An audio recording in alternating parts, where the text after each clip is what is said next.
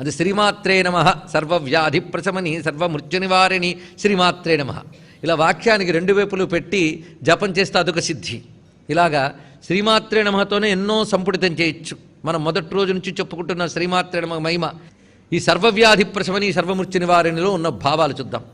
సర్వవ్యాధి ప్రశమని, ప్రశమనము, శమనము అంటే తొలగుట, తొలగించుట, ప్రశమనము అంటే సంపూర్తిగా తొలగించుట, ఇంకా అవశేషం కూడా మిగల్చకుండా సంపూర్ణముగా సర్వవ్యాధుల్ని అమ్మ తొలగిస్తున్నది, ఇందులో సందేహం లేదు. అందుకే లలితాశాస్త్ర ప్రయోగాల్లో కూడా అనేక విషయాలు చెప్తారు. భస్మాన్ని చేతిలో పట్టుకుని లలితా సహస్రనామం మొత్తం చదివా భస్మధారణ చేసిన ఆదివ్యాధులు నెమ్మదిస్తాయని ప్రయోగ విధిలో అక్కడ వసిన్యాది వాగ్దేవతలు తెలియజేస్తున్నారు మనకి మొత్తం సహస్రనామానికి. అది నామంతో సంపుటితం చేస్తే శక్తి చాలా విశేషంగా ఉంటుంది.